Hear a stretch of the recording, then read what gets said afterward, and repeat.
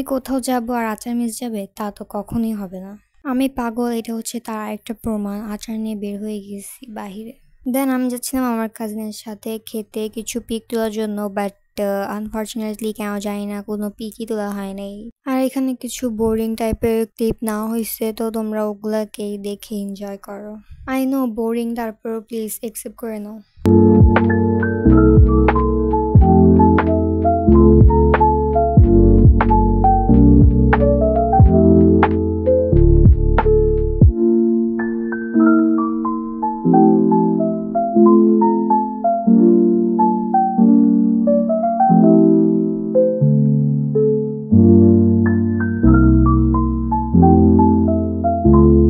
এখানে একটা অ্যাডভেঞ্চার টাইপের আমি আর আমার কাজিন মিলে করতে চাইছিলাম, মানে কিছু মনে করবেন না, ক্ষেতের মধ্যে অনেকগুলো মানে লম্বা লম্বা গাছ হয়েছিল আর কি, মাঝখান দিয়ে দৌড় দিব আমরা ওটাই। কারণ এইখান দিয়ে যদি আস্তে আস্তে হেঁটে হেঁটে যান তাহলে কি হবে, আপনার শরীর চুলকাবে।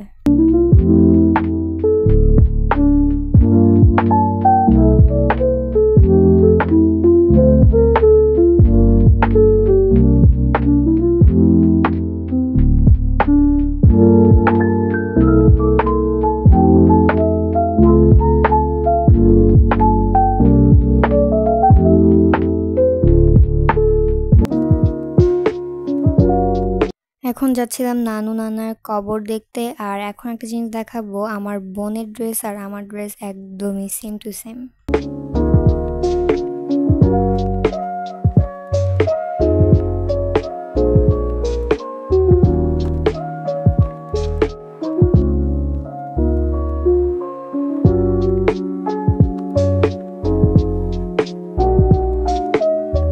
এই তো কবরস্থানে চলে আসছি। আর এখানে এসেও কেন জানি না আমার ভূতে ধরছে, মানে ভূতে মাথার মধ্যে বললো যে এখানে একটা ভিডিও করে ফেল, তো তাই কেন জানি না আমি ভিডিও করে ফেলছি তোমাদের জন্য। এইখানে একটা পুকুর ছিল আর আমার ইচ্ছা করতেছিল, আমার একটা ফ্রেন্ড আছে, ওকে যদি এখানে চুবাইতে পারতাম, মানে ধাক্কা দিয়ে ফালাইতে পারতাম তাহলে ভালো হতো। সে যদি আমার এই ব্লগটা দেখে তাহলে অবশ্যই বুঝবে যে আমি তাকে মিন করে বলছি।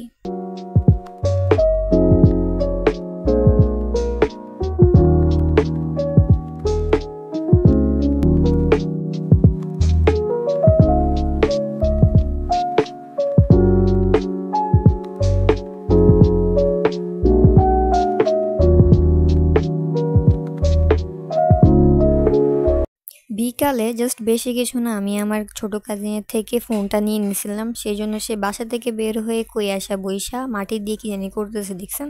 আমি মনে হয় 100 বারের মতো এরও বেশি বলছি যে আচ্ছা দিচ্ছি, ফোন দিচ্ছি, উঠো উঠো। সে উঠার নাম নেই, যে রাগ নিয়ে যে বসছে সে বসেই আছে।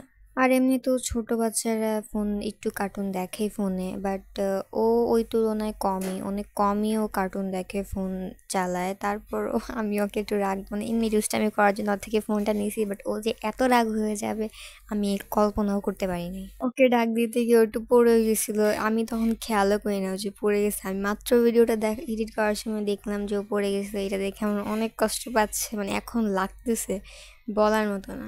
অবশেষে তাকে আমি মানাইছি যে আসো ফোনটা দিয়ে দিচ্ছি, ও মেনে গেছে। এখন ওকে আমি বলছি যে ভালো মতো হাতটা দাও, নইলে আমি তোমাকে ফোন দিব না। সে হাত দিতেও চলে আসছে। অনেক ফানি ছিল এই কাহিনীটা। পরদিন দুপুরবেলা আমি আমার কাজিনের সাথে আবারও বের হয়ে গেছি একটু হাঁটাহাঁটি করার জন্য। আর এখানে ওয়েদারটা মাশাআল্লাহ অনেক সুন্দর ছিল, আমার জাস্ট দেখার মতো ছিল। আমার তো মন চাচ্ছিল সারাদিন ভিডিও নিতে নিতে আর পিক তুলতে তুলতে একদম ভরে ফেলি, বাট আসলে পিক তুলতে তুলতে আর ভিডিও করতে করতে আসলেই আমার গ্যালারিটা ভরে গেছে, যে কারণে আমি কোনো ভিডিও করতে পারিনি। মানে করছি, যাই অল্প অল্প করছি, আর সবগুলো আমি অ্যাড করি নাই, যা পারছি টুকিটাকি করছি। এই ক্লিপটা ছাদে উঠে করছিলাম। আর আজানের আগে যেহেতু ছাদে গেছিলাম সেজন্য অনেক দৌড়াদৌড়ি ভাবে ছবি তুলে দিছি কাজিনকে। আর কাজিনকে মাত্র 3টা পিক তুলে দিতে না দিতে আজান দিয়ে দিয়েছে। আর আমরা এমন একটা দৌড় দিছি কারণ মাথায় কাপড় ছিল না, আর আগে আজানের সময় ছাদে থাকতে নেই, তা আবার চুল ছাড়া ছিল, এটা তো আরো বেশি ভয়ানক ছিল। তো দৌড় দিয়ে মাথায় কাপড় দিয়ে নিচে নেমে গেছি আমি আর আমার কাজিন। ওইদিকে আমি আমার কাজিনকে রেখেই দৌড় দিয়ে চলে যাচ্ছিলাম, বাট আমার কাজিন বলছিল দাঁড়া দাঁড়া, বাট আমি তারপরও দৌড় দিয়ে চলে যাচ্ছিলাম। এটা আমার কাছে অনেক হাস্যকর ছিল। আর আমি চোরের মতো দৌড় দিয়ে চলে যাচ্ছিলাম।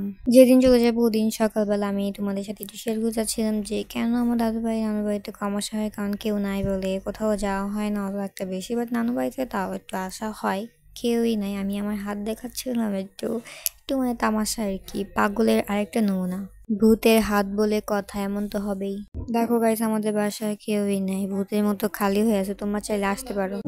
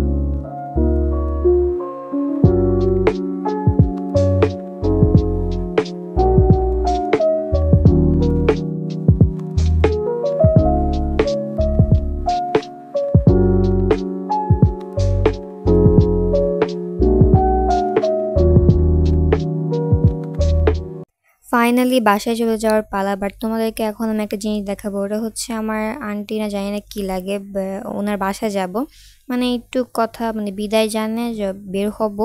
তো ওনার বাসায় যাইতে হলে একটা গোপন রাস্তা আছে, মেন ডোর আছে কিন্তু একটা গোপন রাস্তার দিকে যাওয়া যায়।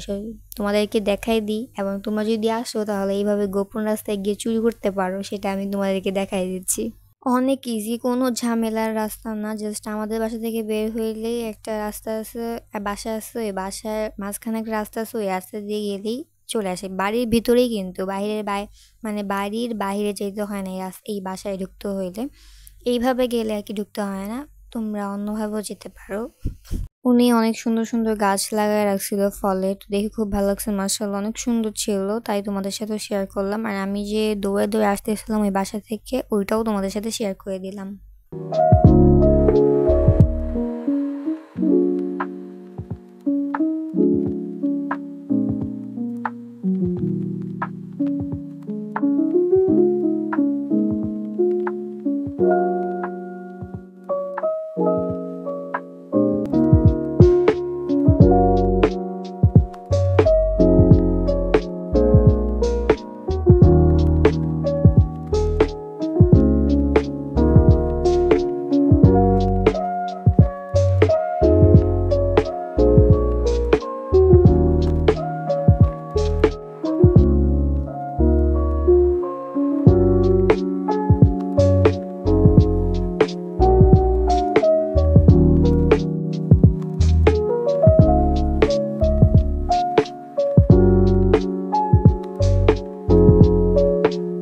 ফাইনালি বাসায় চলে এসেছি, আর আমার হাতে ছিল আমার কাজিনের বই। কেউ ভাইবেন না আমি কাজ করতেছি।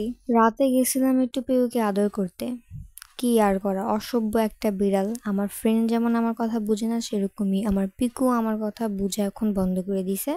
তো আগে বেশি জ্বালাইতেছিলাম, কারণ মানে আমার কথা বুঝতেছিল না, তাই তো বেশি জ্বালাচ্ছিলাম দেখে সে আমাকে কামড়ে দিয়ে দিছে পরে। কত বেয়াদব হলে একটা ছোট ভাই তার বোনকে কামড় দিতে পারে, বুঝেন?